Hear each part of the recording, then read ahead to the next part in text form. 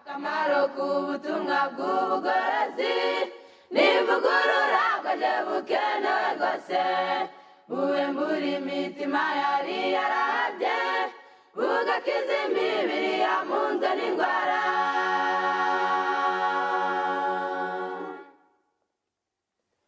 Akamaro k'ubutumwa bw'ubugorozi n'ivugurura bwaje bukenewe rwose ivugurura iyo rigeze mu mutima riga ibyaha byari byibasiye umuntu ubwo imibereho igahinduka misha hashingwa umushinga wo kunezeza abandi.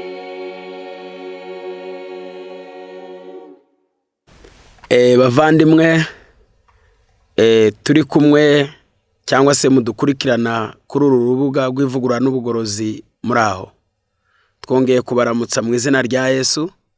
Uyu ni wa mwanya mwiza tugiye kwigiramo ijambo ry'Imana. Amagambo tugiye kwigira hamwe muri uyu mwanya aravuga ngo nukomeza kwiyoberanya uzapfa. Reka dusenge. Data wa twese uri mu ijuru ryera, tugushimiye imbabazi zawe n'ubuntu bwawe byakomeje kubana natwe. Waturinze uduhaye umwanya wo kongera kwiga ijambo ryawe, ngwino ubane natwe uduhe umugisha n'amahoro bigukomotseho, tubigusabye mu izina rya Yesu, amen. Nkuko tumaze kubivuga mu kanya, amazina ni Sebutege Mishael, tukaba tugiye gukomereza hamwe muri iki cyigisho tugiye kwigana. Tukaba dusaba buri muntu wese gusabira mu mutima. Turigana ririya jambo tumaze kuvuga haruguru rivuga ngo nukomeza kwiyoberanya uzapfa. Hari abantu benshi mu buzima bwabo bagiye biyoberanya, bakibwira ko ari ubuhanga, bakibwira ko bazi ubwenge, bakibwira yuko bazi gushyira muri gahunda neza, ariko mu by'ukuri byagiye bibabyarira urupfu. Mu byerekeranye n'iby'Imana, hari abantu benshi bagiye bakora amafuti, bagakora n'ibyaha, bakiyitirira abantu b'Imana, ariko ku rundi ruhande ari abakozi ba Satani. Ingaruka yagiye iba mbi, bagasoza nabi. Turambure mu gitabo cy'ugwa kabiri rw'Abami, igice cya mbere umurongo wa mbere. Igitabo cy'ugwa kabiri rw'Abami, igice cya mbere umurongo wa mbere. Turahasoma aya magambo ari budufashe kumva icyo tugiye kuvuga muri uyu mwanya. Ahabu amaze gutanga, Abamowabu bagomera Abisirayeli. Icyo gihe Ahaziya yahanutse mu idirishya ry'insobekerane ry'icyumba cye cyo hejuru i Samariya, aragwa akurizamo kurwara. Bukeye atuma intumwa arazibwira ati, nimujye kundaguriza i Baali Zebubi, imana ya Ekuroni, ko nzakiriye indwara. Ariko marayika w'Uwiteka abwira Eliya w'Itishubi ati, haguruka ujye guhura n'intumwa z'umwami w'i Samariya, uzibwire uti, mbese icyatumye mujya kuraguza i Baali Zebubi, ikigirwamana cya Ekuroni, nuko nta mana iri mu Isirayeli? Icyo nicyo gitumye Uwiteka avuga ngo tuzabyuka ku gisasiro uryamyeho, ahubwo uzapfa nta kibuza. Nuko Eliya aragenda. Uyu mugabo yari asanzwe ari Umwisirayeli, yari umwami w'Isirayeli, kandi mu Isirayeli abapfumu n'abakonikoni n'abashitsi bari baraciwemo. Uyu we nawe yari abizi kuko iri tegeko ryamurebaga kimwe n'abandi b'Isirayeli bose. Ariko byaje kurangira agiye kuraguza, ajya kubaza, aravumburwa. Eliya aramuvumbura, nubwo yari yiyoberanije, ariyoberanya, ariko Eliya aramuvumbura, amutumaho Imana iramuvumbura, imutumaho umuhanuzi Eliya, ahura n'ingabo ze. Murajya kuraguza kubera iki? Murajya kuraguza kubera iki? Nta mana iba mu Isirayeli. Uyu mugabo yari afite isoni n'ikimwaro cyo kutabaza Imana, kuko mu mateka y'ingoma yabo, yaba bami b'imiryango 10 y'Abisirayeli, ubundi wenda ku bataza aya mateka dusa n'abasubira inyuma gato. Ubwo Abisirayeli bari bamaze kugomera Imana ku ngoma y'umwami Salomo. Amaze gupfa, ubwami bw'Isirayeli bwacitsemo imitwe ibiri, maze ubwami bwa inzu ya Yuda n'iya Benyamini biyoborwa na Rehobowamu umuhungu wa Salomo. Maze Yeroboamu wigometse kuri shebuja Salomo, imiryango 10 y'Abisirayeli isigaye nayo iramuyoboka. Uyu mugabo yaje gukora icyaha gikomeye kuko yatinye ko Abisirayeli bazajya bajya Yerusalemu gusenga Imana, kuko ariho hari inzu y'Imana n'isanduku y'isezerano. Maze arema ikigirwamana hitwa Samariya, akubakubira imiryango aho, ahiga Abalewi iyo baba, ahimba ikintu gisa no gusenga ariko atari ugusenga. Bagasenga ibigirwamana ariko badasenga Imana yo mu ijuru, ariko mu ishusho isa n'iy'Imana. Uyu rero nawe n'umwe muri urwo rubyaro. Uyu ijambo ry'Imana ritubwiye witwa Ahaziya, n'umwe mu bagomeye Imana, ariko nuwo muri rwa rubyaro rwari rwaramenyereye kwiyoberanya. Ariko ntibyatumye umuhanuzi atamuvumbura, namubwira ngo bizagukoraho, uzapfa. Reka turebe mu gitabo cy'Abami ba mbere igice cya 14 umurongo wa mbere. Ndabanza nsome imirongo myinshi ya Bibiliya, hanyuma turaza turebe n'ikibindi bitabo bidufasha kubyumvaho. Urwa mbere rw'Abami igice cya 14 ku murongo wa mbere haranditse ngo, icyo gihe Abiya mwene Yeroboamu ararwara. Yeroboamu abwira umugore we ati, ndakwinginze haguruka wiyoberanye, utamenyekana ko uri muka Yeroboamu, maze uyishiro. Niwe umuhanuzi Ahiyaba wamvuzeho ko nzaba umwami w'ubu bwoko, kandi ujyana imitsima 10 n'udutsima n'ikibindi cy'umutsama umusange, nawe azakubwira yuko umwana azamera. Nuko muka Yeroboamu abigenza atyo, arahaguruka Yishiro kwa Ahiya. Ariko Ahiya yari atakibona, kuko amaso ye yarahumye, ahumishijwe n'ubusaza. Uwiteka abwira Ahiya ati, dore muka Yeroboamu aje kukubaza iby'umwana w'urwaye, ndakubwira ibyo uza kumubwira. Ubwo uyu yiyoberanije akimara kwinjira aha, ariyoberanya yihindura undi mugore.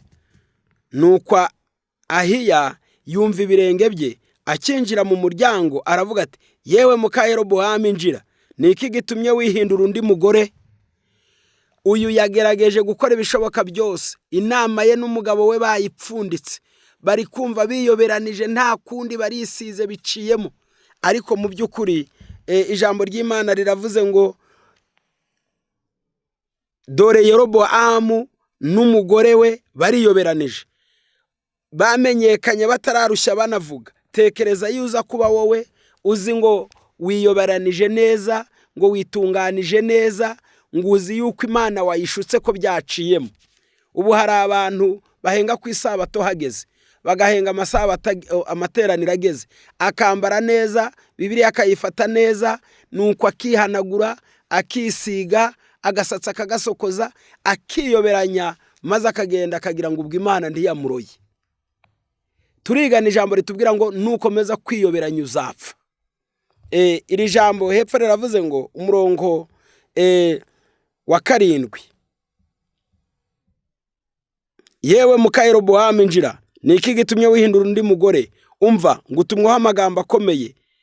Genda ubwire Yeroboamu uti, umva uko Uwiteka Imana y'Isirayeli ivuze ngo, yagukuye muri rubandira gukomeza, ikugira umwami w'ubwoko bwayo bw'Isirayeli, ikugabiza igihugu igikuye ku nzu ya Dawidi, ariko ntiwayibereye nk'umugaragu wayo Dawidi, witonderaga amategeko yayo, akayikurikirana umutima we wose, kugira ngo akore ibishimwa imbere yayo. Ahubwo ukora ibyaha kurusha abakubanjirije bose, uragenda wihimbira izindi mana z'ibishushanyo bibajwe n'ibiyagijwe, urandakaza, uranyimura, unshyira inyuma. Nuko rero nicyo kizatuma nteza inzu ya Yeroboamu ibyago, kamaraho umuhungu wese kuri Yeroboamu, uw'imbata n'uw'umudendezo mu Bisirayeli, ngaheha pe inzu ya Yeroboamu kuko umuntu aheha amabyi akayamaraho. Murongo wa 14, umuntu wa Yerobowamu wese uzagwa mu mudugudu azaribwa n'imbwa, uzagwa ku gasozi azaribwa n'inkongoro, kuko Uwiteka ari we ubivuze. Nuko haguruka witahire, icyakora uzaba ugishinga ibirenge ku rurembo, umwana apfe. Kwiyoberanya kwe ntacyo kumaze. Yibwiye ko agiye gushuka Imana, yibwiye ko hari ubundi bwenge budasanzwe ari bubajyanye, ariko mu by'ukuri kwiyoberanya imbere y'Imana bifite ibihano birangirira mu gupfa. Mu gitabo cy'Urwa mbere rw'Abami nanone ibice 22 umurongo wa 29 handitseho aya magambo akurikira.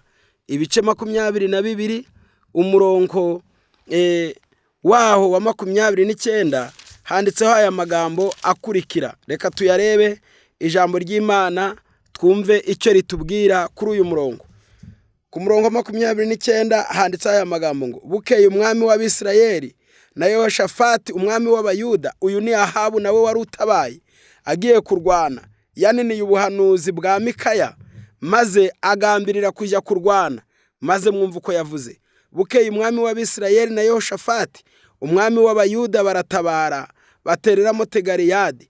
Umwami w'Abisirayeli abwira Yehoshafati ati, ngiye kwiyoberanya nje ku rugamba, ariko wowe ambara imyambaro yawe y'ubwami. Nuko umwami w'Abisirayeli ariyoberanya ajya ku rugamba. Kandi ubwo umwami w'Isirayeli yari yategetse abatware b'amagare ye uko ari 32 ati, ntimurwanya boroheje cyangwa abakomeye, keretse umwami w'Abisirayeli wenyine.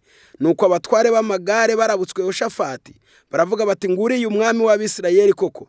Nicyo cyatumye bamuhindukiriraho kujya kumurwanya. Yehoshafati arataka, ariko abatware b'amagare babonye ko atari we mwami w'Abisirayeli, barakimirana barorera kumukurikira. Nuko umuntu umwe afora umuheto we, apfa kurasa, ahamya umwami w'Abisirayeli mu ihuriro ry'imyambaro ye y'ibyuma. Umwami niko kubwira umwerekeza w'igare rye ati, kururu rukoba duhindukire, unkure mu ngabo, kuko nkomeretse cyane. Uwo munsi intambara irushaho gukomera. Umwami bamufatira mu igare rye, ahangana n'Abasiriya. Agejeje nimugoroba aratanga, amaraso ye yimisha ava mu nguma, adendeza imbere mu igare. Izuba rigiye kurenga, bararangurura mu ngabo bati, umuntu wese niyisubirire mu mudugudu w'iwabo mu gihugu cyabo. Uko niko umwami yatanze, bamuzana i Samariya bamuhambayo. Uyu ni uwiyoberanije wundi wa gatatu. Uyu Ahabu nawe yagiye mu rugamba, yaniniye Imana, yanayirwanije, maze arangije nawe aragenda ariyoberanya, yambara imyambaro yigira umusirikare udasanzwe, atekereza ko bitari bumenyekane. Ariko igihe cyo gucirwaho iteka n'Imana cyari cyageze, maze uwo mwanya agize ngo arihisha, bafora umwambi upfa kugenda. Kuko yari isaha yo gucirwaho iteka kwe, umwambi wabaye nk'uyobowe n'ikiganza cy'Imana, ufatiraho ibyuma bihurira. Ahabu asezera ku bugingo. Bana b'Imana kandi bakundwa, muri iri jambo turi kwigana risobanura ibyerekeranye n'uburyo abantu biyoberanya, akaba amaherezo yo kwiyoberanya ari ugupfa. Mu gitabo mfite hano cyitwa Abahanuzi n'Abami, bagerageza kutubwira ibya Ahaziya wa wundi twahereyeho. Baravuze ku rupapuro rw'157 ngo, le récit des péchés d'Achazia et de son châtiment l'emporte un avertissement auquel nul ne devrait rester indifférent. Aravuze ngo amateka y'icyaha cya Ahaziya n'igihano yahawe ni umuburo umuntu wese adakwiriye kureka ngo upfe gutambuka utyo. Ni umuburo. Aujourd'hui, les hommes peuvent ne pas rendre hommage à Dieu païen, et cependant des milliers d'entre eux adorent Satan comme le fils roi d'Israël. Muri iyi minsi abantu bashobora kuba badasenga imana z'abapagani, ngo dusange bafite impigi, ngo dusange bafite za biheko bubakiye, ariko mu by'ukuri bakaba basenga Satani nk'uko umwami yari uw'Abisirayeli ariko asenga abadayimoni, nawe asenga ibigirwamana. L'esprit d'idolâtrie règne dans le monde umwuka wo kutizera uri mu isi. Bien que sur l'influence de la science, il a pris des formes plus raffinées et plus séduisantes que l'époque où Achazia consultait les dieux des clones. Ni ukuvuga ngo isi ya none ubu ngubu irasenga ibigirwamana, ariko ibigirwamana bya buno byarasigirijwe. Ibigirwamana bya buno byo ni ibigezweho, kuko ibigirwamana biri gusengwa buno byitiriwe siyanse, ndetse birarushaho kuyobya nk'igihe cya Haziya, igihe nawe yajyaga kubaza imana ya Ekuroni. Mu by'ukuri ibintu birahinduka buno, abantu bakabaza siyanse, ibyorezo bigatera bakabaza siyanse, ingaruka z'ibyaha zikabaho ngo turabaza siyanse. Reka tujye muri za laboratwari turebe. Maze mu gitabo cy'intambara ikomeye naho hagahimana hakandika ngo Satani ajya yinjira muri za laboratwari ngo akifashisha abakozi be b'abahanga, ngo agakora uburozi akabumisha mu isi, ngo isi ikarwara kakahava. Iki nicyo kibazo kiremereye cyane isi ya none uyu munsi ifite. Barasenga ikigirwamana siyanse. Ntabwo siyanse zose ari mbi, ariko siyanse zitera kwimura imana zihwanye na Ekuroni, aho abantu batakizera Bibiliya, ntibizera icyo ijambo ry'Imana ryavuze, bagaha agaciro siyanse maze bakimura imana ihoraho. Ibyo bizatuma uko kwiyoberanya kwabo, umuntu aho arambika Bibiliya hasi yitwa ngo ni umukristo, maze akabaza siyanse akayizera, ikoranabuhanga, ibigezweho, ubuvumbuzi n'iterambere bigasengwa kuruta imana yo mu ijuru. Ni ugusenga ikigirwamana cya Ekuroni. Abakristo babisenga bazasorezwa mu gukozwa isoni nabyo. De nos jours, ravuze ngo chaque jour nous fournit la triste preuve que la foi dans la parole prophétique diminue. Aravuze ngo buri munsi tubona amakuru atwereka neza ko nta muntu ukizera ubuhanuzi. Umubwiye ngo ibi byarahanuwe, byahanuwe hehe ko ari siyanse?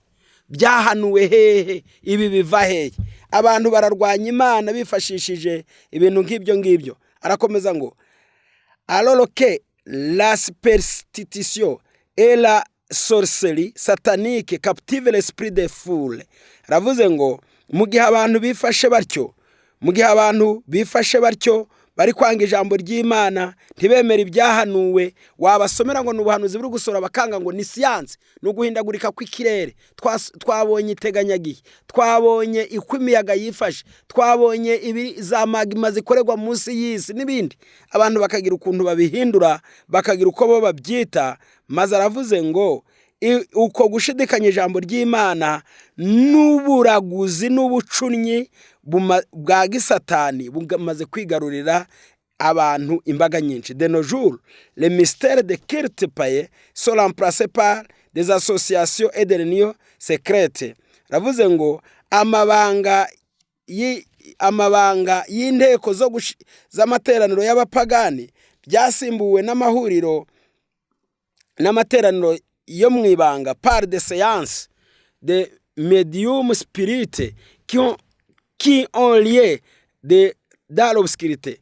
Aho ibi byamaze gusimburwa n'imyitwarire y'abantu ikorera mu mwijima, aho ibintu abantu bari gukorera mu mwijima imyuka mibi. Les révélations de ces médiums sont laissées avec avidité par des milliers de personnes qui refusent d'accepter la lumière de la parole de Dieu. Aravuze ngo iyo mikorere y'abazimu, iyo mikorere y'imyuka mibi, iyo mikorere y'abadasenga batubaha amategeko y'Imana, ariko babeshya ngo beretswe abantu bakabihubukiramo kaho ari ikindi kintu kizima, banze kwemera umucyo wo mu ijambo ry'Imana. Les adeptes du spiritisme peuvent parler avec dérision des magiciens de l'Antiquité. Mu by'ukuri inyifato y'imyuka y'iki gihe ishobora nayo kwirarira nk'iy'abamago n'abapfumu bo mu gihe cyashize. Aravuze ngo ceux qui s'abandonnent à la sorcellerie diabolique peuvent se vanter d'en avoir reçu un grand bien.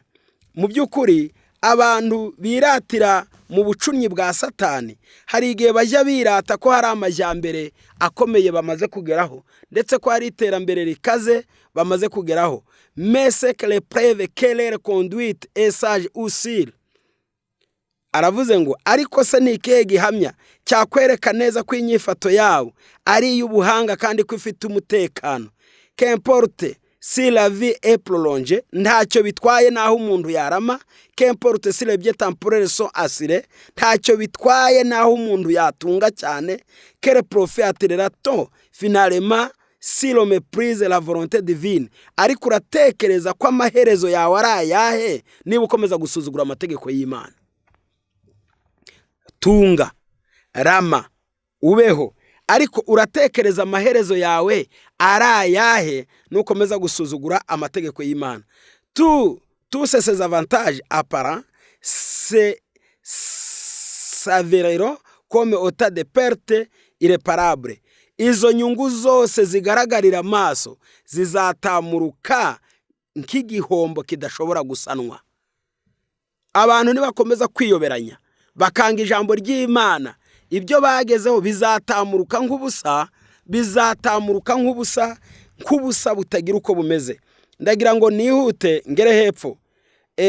Ce n'est pas impunément que nous pouvons renverser l'unique barrière que le Seigneur a adressée pour mettre son peuple à l'abri des atteintes de Satan. Ntabwo abantu bagenda bakamena urukuta bakivana mu kigo Imana yageneye abayo maze bakagenda bakiroha mu minwe ya Satani no mu bwatsi bwe, Imana inanigwe kubahana. Ntabwo dufite umwanya wo kuvuga byinshi kuri iyi ngingo, ariko bike byo dushaka kuvuga nibi. Mu bandi bagerageje kwiyoberanya, wasoma mu rwa mbere rwa Samweli ibice 28 umurongo wa 3. Sawuli yanze Imana, yanga kumvira amategeko y'Imana. Igihe abonye byose birangiye, kandi Sawuli niwe wisha abapfumu, niwe wabahize, niwe wabaciye mu gihugu, ariko igihe azazaniwe yari yaranze kumvira Samweli akiriho.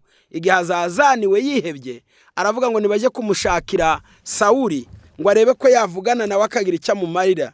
Maze amagambo yambabaje ngo Sawuli ariyoberanya. Niko n'ubundi Bibiliya itubwira. Sawuli ariyoberanya ajya kureba umushitsikazi wa Endori. Igihe yaragezeyo, maze umushitsikazi ahamagaye imyuka ye mibi, avumbura ko ari Sawuli. Aramubaza ati wibu bitewe n'iki? Ati nihebye. Niko yamushubije ati nihebye, mbona nta kundi biri bube mpitamo kuza kukubaza. Ariko mu by'ukuri amagambo Sawuli yabwiwe n'ubundi nubwo yiyoberanije n'urupfu. Yarabwiwe ngo akanguye iyo myuka mibi yaje mu ishusho ya Samweli, yaramubwiye ngo urankangurira iki? Imana yakwanze uzapfa. Mu gitondo niho urugamba rwo kugwana n'Abafilisitiya rwari ruri bube. Ibaze umwami Sawuli amaze kubwirwa ayo magambo kandi yiyoberanije, yikubita hasi, yari yabwiriwe, yari atariye, yihebye cyane, ahaguruka yikubita hasi ararabirana. Umupfumu aratangira arahembagura, abasirikari be baratangira barahembagura ngo barebe nibura Sawuli ko yagira akafata. Barahendahenda. Mu gitondo abyukira ku rugamba. Ubwo rugamba ntiyaruvuyeho, yarapfuye kuko yarwanije Imana kandi akabana nayo yiyoberanya. Undi wasoma ni benshi muri Bibiliya, ni benshi. Yuda Isikariyota yabanye n'abandi yiyoberanya, ijambo ry'Imana ataryumva. Yuda yari afite ingeso imwe iteye ubwoba, yanditswe hano mu gitabo cy'uwifuzwaga ibihe byose 718. Bavuzeho ijambo ravuze ngo Judas était complètement aveugle à ce qui concernait ses faiblesses de caractère. Pour cette raison, le Christ lui donna l'occasion de les apercevoir et de s'en corriger. Yuda yari impumyi ya burundu kubyerekeranye no kumenya indege nke ziri mu mico ye. Kubw'ibyo Yesu yagerageje kumuha imyanya myinshi cyane ngo abashe kwikosora, ariko mu by'ukuri Yuda yari impumyi idashobora kurabukwa. Yuda ntiyagiraga karabukwa haba namba. Yuda ntiyihanaga, Yuda ntiyisubiragaho. Guhana Yuda kwari uguta igihe. Guhana Yuda ku ipaji ya 722 yaravuze ngo Judas était certain qui ne se laisse jamais prendre. Yuda yari wa muntu utajya ukosorwa. Yuda yari wa muntu utajya wigishwa. Yuda yari wa muntu utajya wihana. Décida de risque l'aventure. Yuda yakomezaga kwibera mu buzima bwo kwigerezaho ajya kure y'Imana. Yuda yari wa muntu ujya kure y'Imana. Yuda yari wa muntu wigerezaho akajya kure y'Imana, Imana ikamubura kandi ahari. Reka mbabwire mu by'ukuri ikintu gikomeye cyane Yuda yakoze. Yuda uburyo yari abayeho ni wa muntu utigishwa, ni wa muntu udakosorwa. Abasore banditswe mu byakozwe n'intumwa igice cya 19 umurongo wa 23 bageragezaga kwiyoberanya, baje no kwirukana abadayimoni ngo mu izina rya Yesu wo Pawulo abwiriza turabirukanye. Umunsi umwe abadayimoni barabakubita babashwanyagurizaho imyenda, ishyano rirabagwira. Ubu dufite abantu benshi cyane biyobagiza, dufite abantu benshi biyoberanya, bazi umucyo, bazi amabwiriza n'ibyo basabwa, ariko banze kubishyira mu bikorwa. Imana ikiduhamagarira muri uyu mwanya, mwene data nawe mushiki wanjye, niba udashaka gupfa, guhera none reka kwiyoberanya, reka kujya urenga iwanyu ngo ube umupagani. Nuhura n'abantu b'Imana ngo ube nk'amagambo ngo mbe tuvugane uruhe rurimi, urw'i Kanani, urwo mu isi, urwaheye. Imana turinde kwiyoberanya, tuba bayo, tugire ishusho yayo, duse nayo, tuzaraga ubugingo buhoraho mu izina rya Yesu, amen. Akamaro k'ubutumwa bw'ubugorozi n'ivugurura bwaje bukenewe rwose, buwembura imitima yari yarabye, bugakiza imibiri yamunzwe n'indwara.